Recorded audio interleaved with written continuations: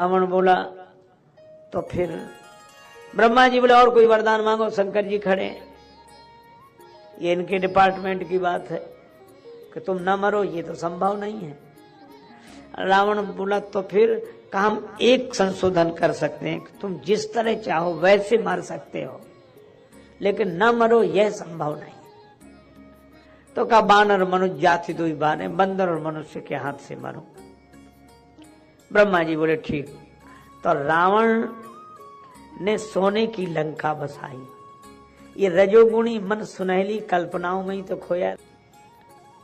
अच्छा, देख देख कर खुश होता है, देख देख कर। ये हमारा वैभव, ये देखो, ये मैं दानव, मैं तनुजा मंदोदरी नामा, परम सुंदरी नारी ललामा। मंदोदरी से विवाह हुआ और यक्षों ने ये लंका बसाई, उनको भगा दिया और लंका का स्वामी बन के बैठ गया। अब अपनी भुजाओं का बल देखता है, ये रजोगुणी प्रवृत्ति है। अच्छा,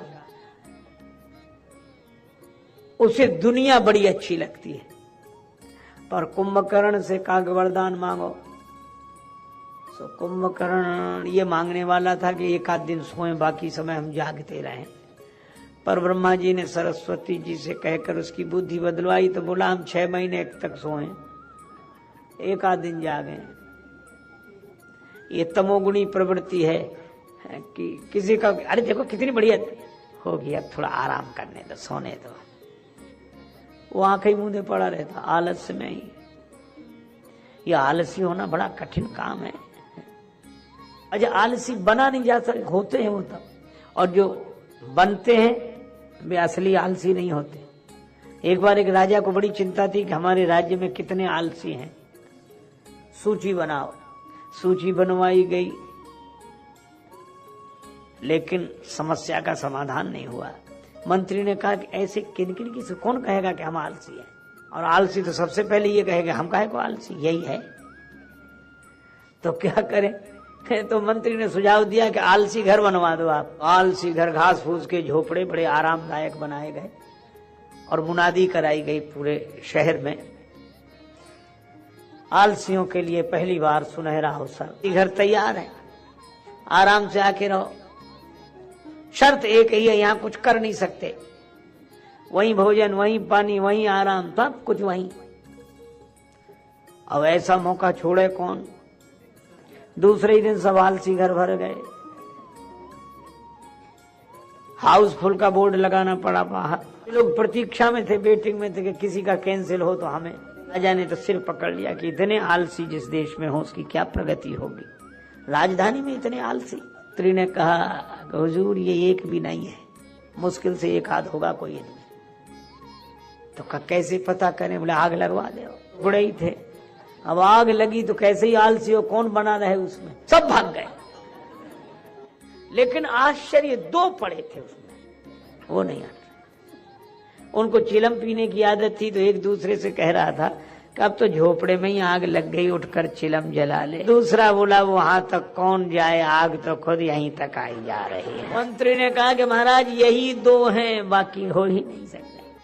तो झोपड़े में आग लग जाए, चाहे सोने की लंका में आग लग जाए, कुंभकर्ण को तो सोने से मतलब। तुम जानो तुम्हारा सोना और हम जाने हमारा सोना।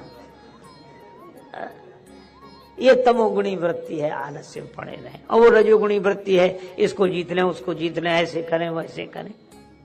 और सतोगुणी वृत्ति, देखो ब्रह्मा जी ने किसी से नाता नहीं जोड़ा, पर विभीषण जी से जोड़ा।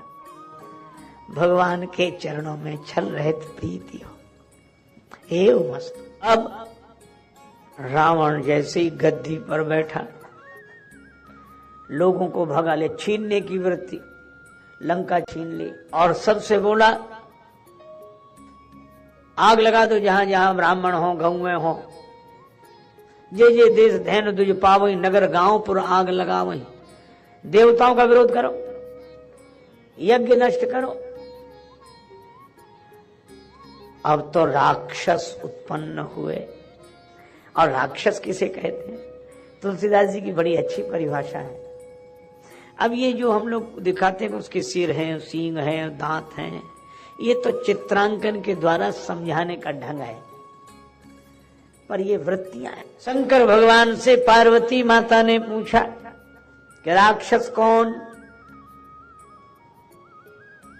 ऐसा नहीं कि तभी हुए हों आज ना हो, खैर यहां नहीं होंगे, आप लोग ना घबराएं, यहां तो कोई नहीं होंगे। शंकर जी क्या कहते हैं? शंकर कहते हैं जो जन्म देने वाली माता को न माने, जो पिता को न माने, जो गुरुदेव को न माने, देवताओं को न माने, अपने से बड़ों को न माने और सज्जनों की, साधु पुरुषों की सेवा न करे, उनसे सेवा की आशा करे, उनसे सेवा कराए। शंकर जी कहते हैं जिनका ऐसा आचरण हो, हे भवानी, उन्हें राक्षस समझना चाहिए। राक्षसों का एक नाम है निशाचर।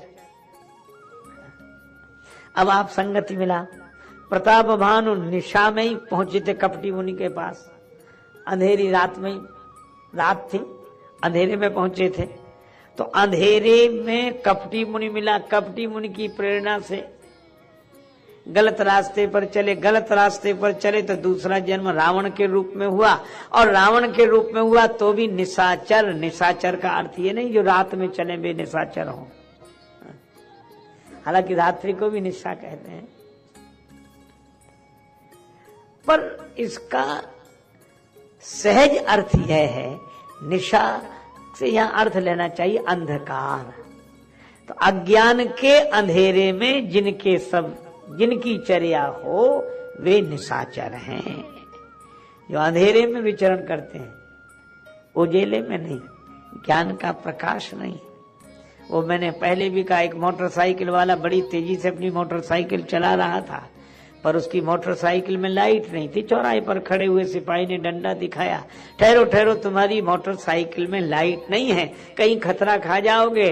मोटरसाइकिल चालक चिल्ला के बोला, हम खतरा खाएंगे तब खाएंगे, तुम सामने से हट जाओ क्योंकि इसमें ब्रेक भी नहीं है। अब ना लाइट ना ब्रेक, अब ऐसी मोटरसाइकिल का क्या भविष्य होगा? तो यही राक्षसत्व है, न ज्ञान का प्रकाश, न संयम का ब्रेक।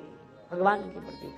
अच्छा, अब यह भी बड़ा सांकेतिक सूत्र है। भगवान राम अवतार लेकर आए किस वंश में? सूर्य वंश में। तो सूर्य वंश के सूर्य कौन है? राम जी। हृदय कमल फूले नहीं बिन रवि कुल रवि राम।